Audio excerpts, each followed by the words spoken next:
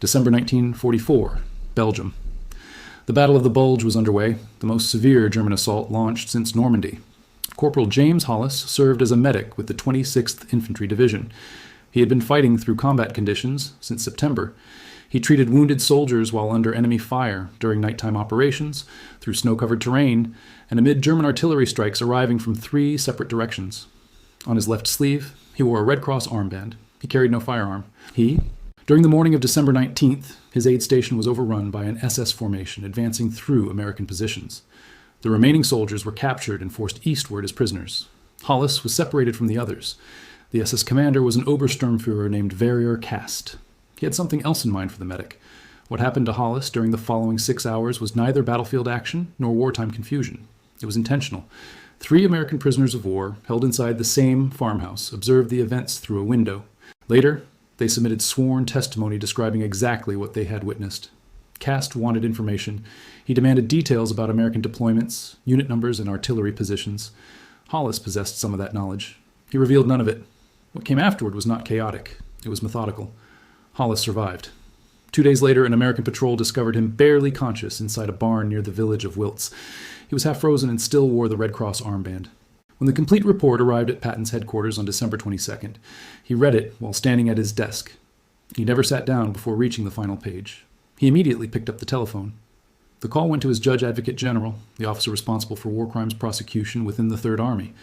The conversation was recorded by the JAG officer's aide, who entered the substance of Patton's remarks into the daily log. Patton stated that Kast was to be located. He wanted the officer identified by name, connected to his unit, placed within the known German order of battle, and taken into custody at the earliest possible opportunity. He ordered that the 3 prisoner witnesses be formally questioned by JAG personnel. Their testimony was to be taken under oath and entered into the official record. He also directed that all medical documentation concerning Hollis's condition when he was found be included in the same file alongside those sworn statements. In addition, he ordered a formal war crimes case opened under Kast's name before the close of that day. The JAG officer responded with an obvious reality. Finding a particular SS officer during an active German offensive, while the front line shifted hour by hour, would not be simple and would not be fast. Patton said he understood. The purpose of the file, he explained, was to ensure that when Kast was eventually captured, the evidence would already be assembled and waiting. He then made another statement, one that the aide recorded word for word. Every man in my army who carries a Red Cross armband is protected by the laws of war. When those laws are violated against one of my men, I want a record that says we noticed. I want a record that says we pursued it. And when we capture Kast, I want a record that gives a court everything it needs. The call ended. That same afternoon, the investigation was launched. Progress came slowly because December 1944 in the Ardennes was not a place where much moved quickly, except German armored forces and American reinforcements racing to stop them. The battle consumed resources, hours, and command attention. A war crimes investigation focused on a single SS officer was not, and could not become, the primary concern of an army fighting to hold its ground and protect the men defending it. Yet the file remained active. It expanded, and Patton continued to monitor it. Hollis had been performing this duty since September 1944. For 3 months, he had moved toward casualties under fire across France, Belgium, and now the Ardennes. Throughout that time, he wore the symbol intended to shield him, a symbol that sometimes worked and sometimes failed. You kept wearing it because the duty demanded it. The only other option was leaving wounded men without care. The 3 men who later provided sworn testimony were American soldiers captured during the same engagement. They were confined together inside the farmhouse under armed supervision. From a window, they watched. They were unable to interfere. An armed guard stood between them and the events unfolding outside. They could witness everything. They could do nothing to prevent it. That helplessness stayed with them afterward, carried alongside all the other burdens left by the Battle of the Bulge. Weeks later, after their liberation, JAG investigators questioned each witness separately. Their statements matched completely. Investigators specifically highlighted that consistency in their report. 3 men interviewed independently, the same chain of events, the same details, the same observations. It was the kind of agreement expected from 3 people who had witnessed the exact same incident. The patrol that discovered Hollis was commanded by a young sergeant from Georgia. He immediately recognized that the situation required precise documentation. That evening he prepared a detailed report. He carefully recorded Hollis's physical condition. He also noted a specific detail. The Red Cross armband remained on the left sleeve. That detail mattered. The sergeant understood its importance. He recorded it 3 separate times. In January 1945, as the bulge at last began breaking apart and the front stabilized, Patton requested an update regarding the Cast investigation from his JAG officer. 3 times he asked. 3 times the response remained unchanged. The investigation continued. Cast had not yet been found. All witnesses had been fully interviewed and their testimony entered into the record. Hollis's medical documentation was complete. Patton acknowledged every report without further discussion. He took note and moved to the next issue, demanding attention during a December and January filled with urgent matters. Still, he asked 3 times. In January 1945, while commanding the largest American field army in combat and advancing toward Germany, he inquired 3 separate times about 1 SS officer and 1 medic's armband. In February 1945, as the bulge finally collapsed and Allied forces drove eastward into Germany, a prisoner processing center outside Liège reported the capture of an SS officer whose description and unit identification matched the information contained in the Cast file. Patton received notification within 1 hour. He transmitted a single direct instruction to the facility. The prisoner was to be held apart from other captives. He was not to pass through normal prisoner intake procedures. The JAG office was to be informed immediately. Formal identification was confirmed 3 days later. Captured German unit records, along with testimony from several German personnel who had served under Cast, verified the conclusion. It was him. The official interrogation of Cast was conducted across several days by trained JAG officers. Patton did not attend. He was absent from every session by design. A war crimes prosecution supported by documented evidence and sworn testimony was stronger and more professional than one involving direct participation by the commanding general in questioning the accused. Patton understood that and remained away. Instead, he went to see Hollis. Hollis had been moved from a field hospital in France to a military hospital in England for the extended stage of recovery. His injuries required care unavailable at forward medical facilities. He had spent 6 full weeks there when Patton arrived. As was often the case during visits to soldiers under his command, Patton appeared without advance notice. There was no ceremony. No large staff accompanied him beyond his aide. He spent 20 minutes sitting with Hollis. Years later, Hollis described the visit during an interview conducted by a veterans organization preserving the experiences of combat medics from the Second World War. According to Hollis, Patton never asked him to recount what had happened at the farmhouse outside Wiltz. He said the statements were already on file. He already knew what had occurred and the order in which it had happened. What Patton did tell him was that Cast had been captured. The case file was complete. The documentation was thorough. Every piece of evidence required by investigators was already included. The matter would proceed before a tribunal. The evidence was strong enough to stand. Then he made a remark that the interviewer later recorded exactly. "You were wearing your armband when they found you." The patrol had written it into their report. The armband was still there when they found him. Hollis told Patton that he had not made a deliberate choice to keep it on. He simply had never removed it. Patton studied him for a moment before speaking. He said that mattered. It marked the difference between Hollis and the SS officer. Every day Hollis wore that armband. He was declaring what kind of soldier he was and what kind of war his army intended to fight. Patton told him never to believe anyone who said it made no difference that he had kept wearing it. After a brief silence, Patton rose. He said everything that needed saying had already been said. Then he departed exactly as he had arrived, without ceremony and with no entourage beyond his aide. In the spring of 1945, Cast faced trial before a military tribunal. The prosecution rested on 3 pillars: the sworn testimony of the 3 prisoner witnesses, the complete medical documentation of Hollis's condition when he was found, and Hollis's own testimony before the tribunal. The defense argued military necessity. They pointed to the confusion of combat during the Ardennes offensive and claimed that peacetime legal standards could not realistically be applied to decisions made amid the largest German assault the Western Allies had encountered since D-Day. The tribunal considered those arguments and rejected them. The evidence was detailed and consistent. The witness accounts matched on sequence, method, and duration.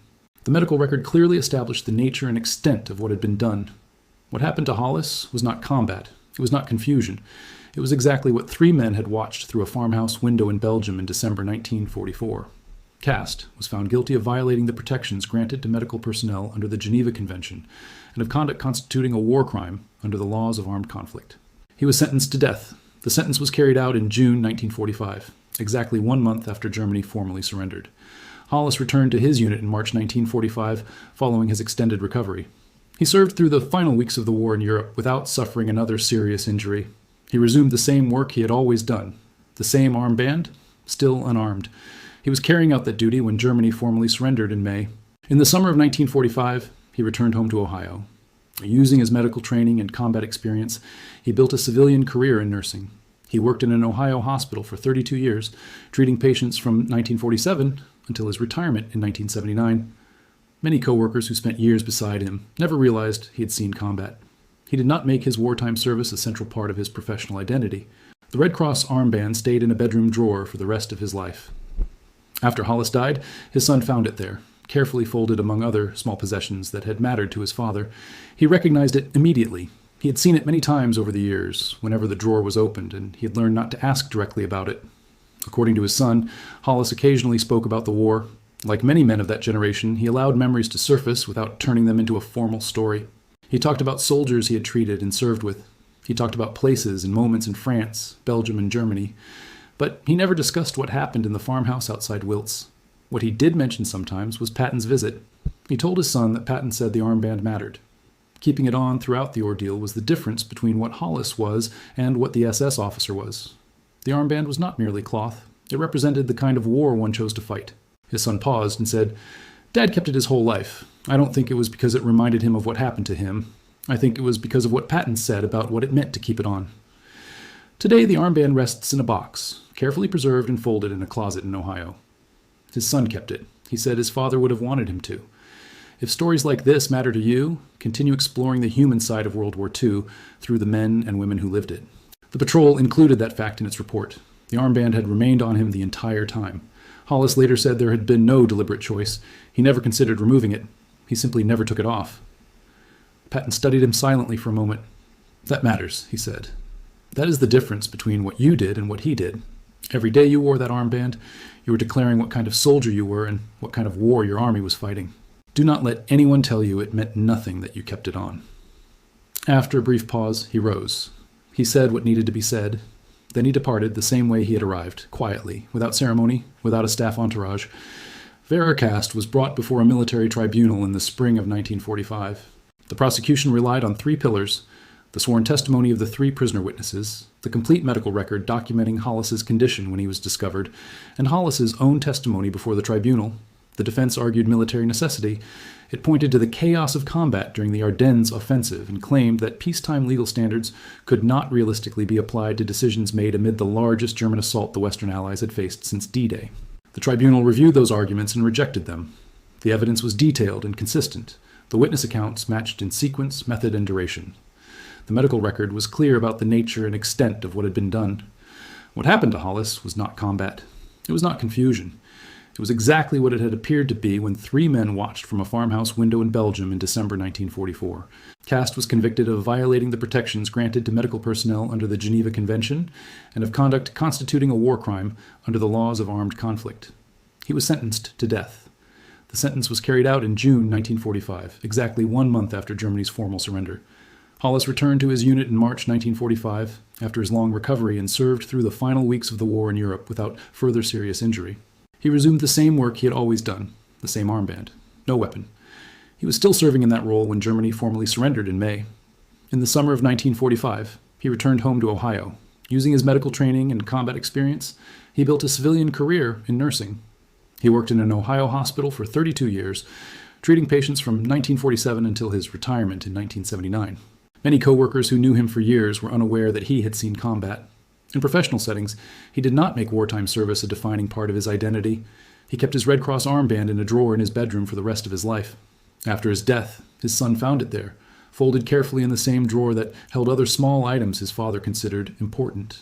He recognized it immediately. He had seen it over the years whenever the drawer was open, and he had learned not to ask directly about it. According to his son, Hollis spoke about the war from time to time. Like many men of that generation, he let memories surface without turning them into a formal story. He spoke about men he had treated and served beside.